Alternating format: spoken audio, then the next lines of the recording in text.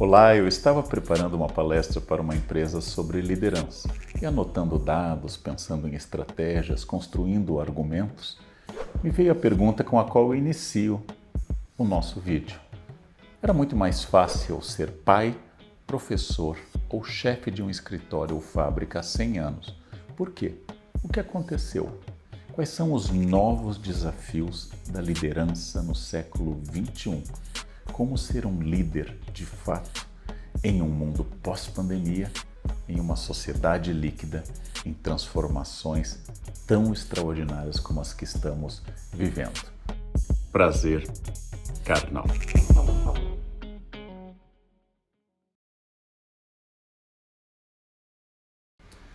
Há 100 anos, ser pai, professor ou chefe era mais fácil.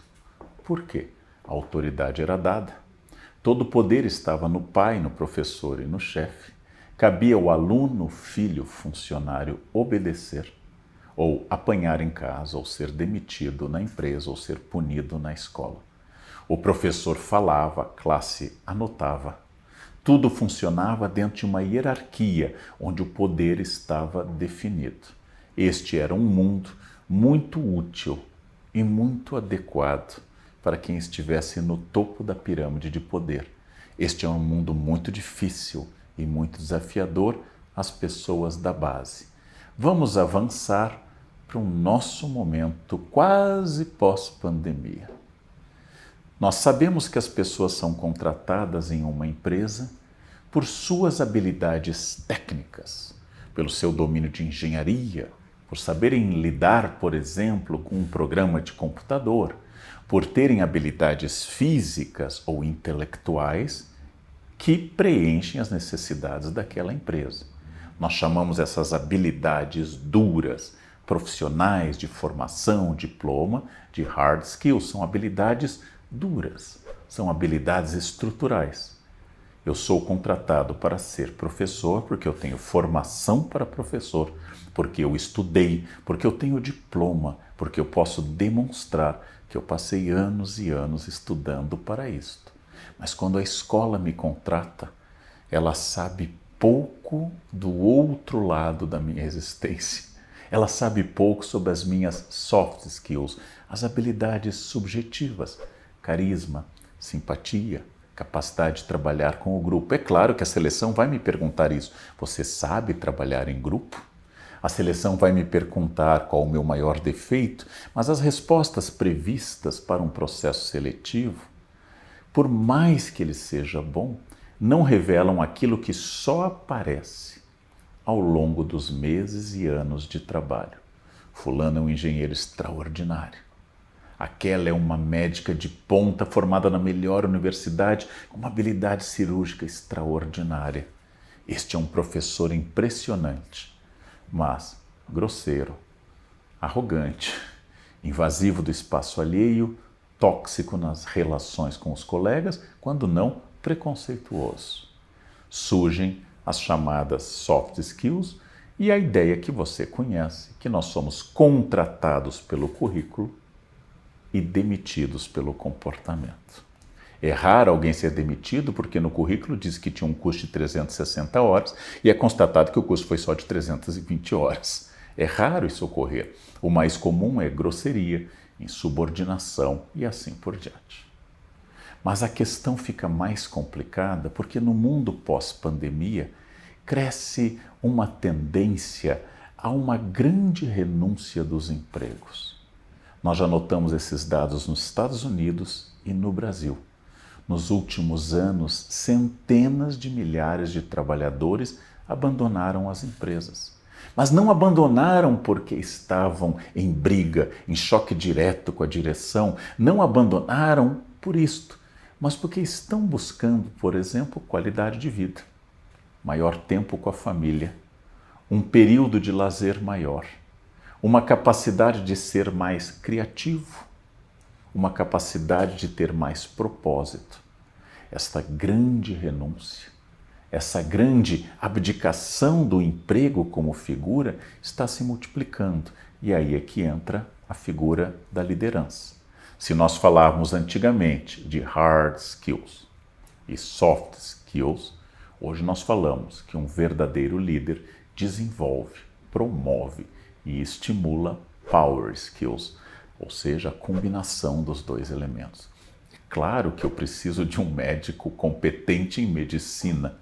É claro que eu preciso de uma arquiteta competente em arquitetura. É claro que eu preciso de uma professora competente no exercício de dar aula.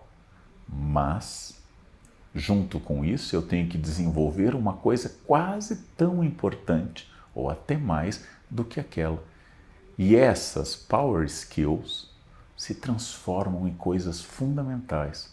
A liderança através do estímulo de cursos, a liderança através de feedback contínuo, a liderança através da barragem, parar as fofocas, a maledicência, tudo aquilo que um grupo humano costuma promover, a liderança que ajude a fazer reuniões produtivas, que estimule as pessoas, passou a ser um tipo de liderança muito diferente daquele tipo cuja simples presença assustava a equipe.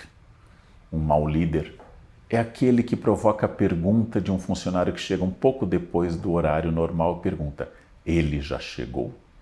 Quando as pessoas perguntam, ele já chegou, existe um medo ainda ao poder.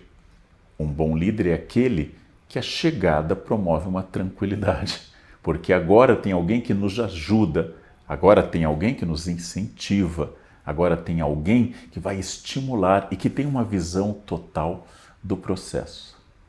O bom líder deixa de ser aquele relógio ponto que controla a produtividade dos funcionários. E especialmente em funções criativas, críticas ou de grupo, ajuda a desenvolver uma espécie de ambiente onde as pessoas não apenas funcionem e atendam à demanda da empresa, claro, mas também funcionem como pessoas entre si e com o grupo. Por isso que é fundamental que eu aprenda uma certa inteligência emocional no contato com as pessoas, que antes não era demandada. Um bom professor há 100 anos tinha autoridade. Hoje um professor precisa de autoridade, mas hoje somos muito intolerantes ao autoritarismo. A boa capacidade de estimular essas power skills transformou a noção de liderança. E quando falamos que os colaboradores de uma empresa devem procurar, dentro do princípio da learnability, a capacidade de continuarem aprendendo, é óbvio, você concorda com isso, todo mundo concorda com isso, mas não se esqueça que isso se aplica também à liderança. Os líderes costumam dizer: quais os últimos cursos que você fez? E os liderados poderiam dizer: e o senhor e a senhora? Quais os últimos cursos que fez sobre liderança? O desafio tem que ser coletivo. Vivemos experiências inéditas. Ninguém preparou uma estratégia clara sobre ação e estratégia em negócios pós-pandemia. Ninguém sabe como realizar um novo tipo de aula onde as atividades presenciais e as atividades virtuais convivam. Ninguém sabe como será o futuro de uma medicina em que a anamnese médica, a entrevista para o levantamento dos dados do paciente, pode ser feita agora virtualmente. Ninguém sabe onde está com clareza essa caminhada. Quanto mais eu pensar nisso, me atualizar, quanto mais eu aceitar o desafio dessas questões, quanto mais eu entender que a obrigação para manter talentos na empresa não é mais apenas a boa vontade dos contratados, mas a sinergia entre contratados e contratantes, quanto mais eu constituir laços que representem um desafio coletivo e estratégico, mais eu me aproximo de um modelo de liderança que supere a noção autoritária, centralizadora, muitas vezes violenta, do poder no passado. Ser líder hoje é mais difícil do que há 100 anos.